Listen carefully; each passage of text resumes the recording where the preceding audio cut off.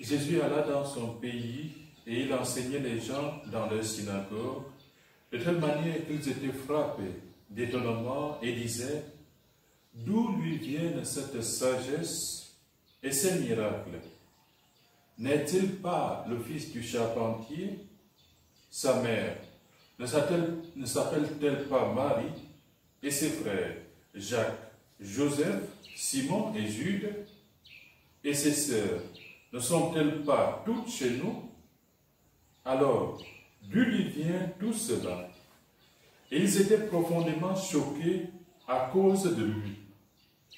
Jésus leur dit: un prophète n'est méprisé que dans sa patrie et dans sa propre maison.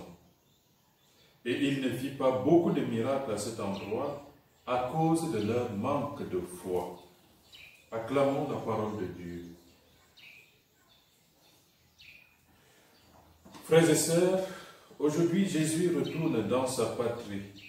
Et ce qui est choquant, c'est que ceux de sa patrie, ceux de sa maison, ses frères et sœurs, dirons-nous, ne l'accueillent pas. Les gens de son village ne l'accueillent pas parce que, finalement, ils veulent embrigader le Seigneur. Ils veulent prendre dans leur coupe le Seigneur Jésus. C'est ce qui se révèle déjà avec le prophète Jérémie. Dans la première lecture, Jérémie est envoyé par Dieu pour proclamer la bonne nouvelle, pour dire au peuple des paroles qui viennent directement de Dieu, des paroles que le peuple doit accueillir pour se convertir.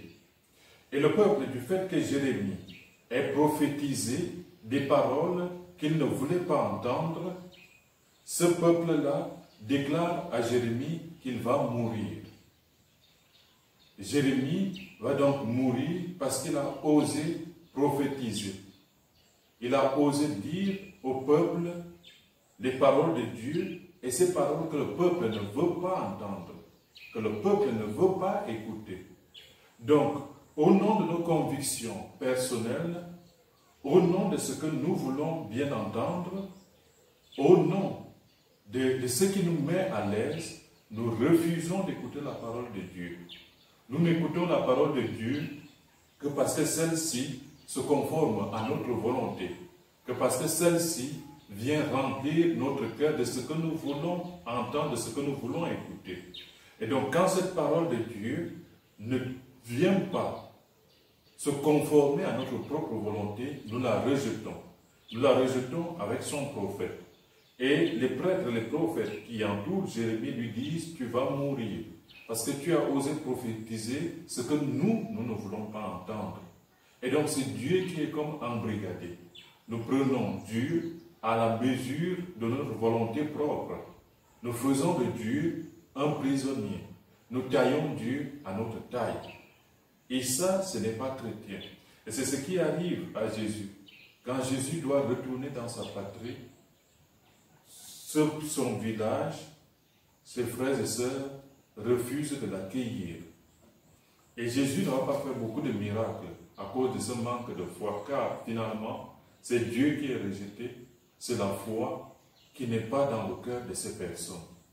Oui, tu as fait des miracles ailleurs, tu devrais les faire ici, et donc arrête-nous les discours. Cette parole que tu nous annonces, on s'en fout d'une certaine manière. Ce que nous voulons, c'est ce qui comble notre sensation personnelle.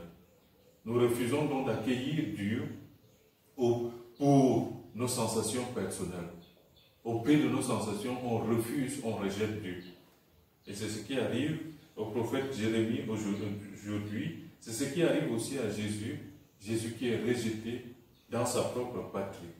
Un prophète n'est méprisé que dans sa patrie et dans sa propre maison. Et il ne fit pas beaucoup de miracles à cet endroit à cause d'un manque de foi. Frères et sœurs, comment accueillons-nous Dieu? Comment écoutons-nous la parole? Est-ce que nous prenons Dieu à notre mesure? Ou alors nous acceptons que Dieu, il est au-dessus, au-delà de nous, et que nous sommes petits? Comment accueillons-nous ce que Dieu nous envoie?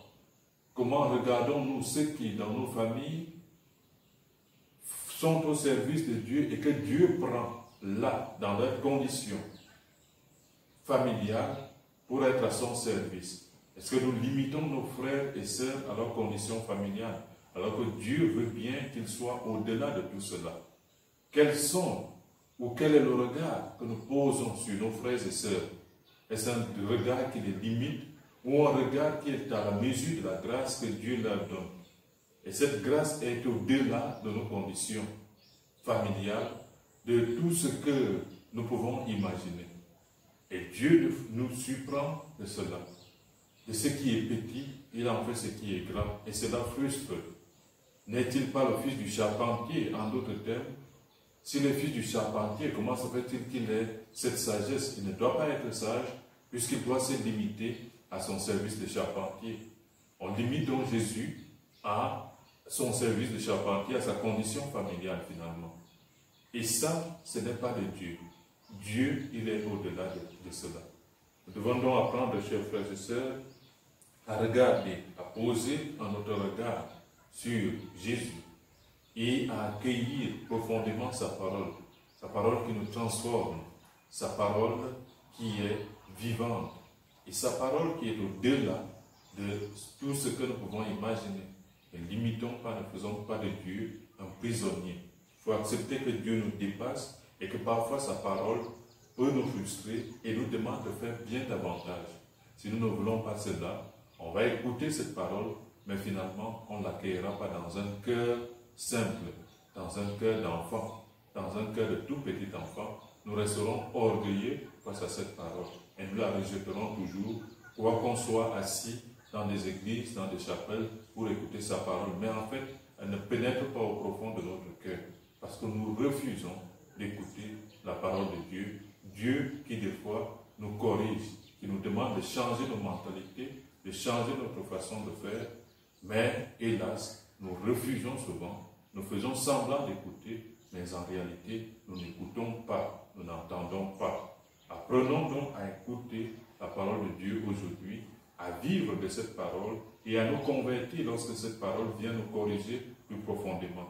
Et arrêtons de limiter nos frères et sœurs, surtout ceux qui sont au service de Dieu et qui sont envoyés pour nous dire les exigences de Dieu pour que notre vie soit plus saine.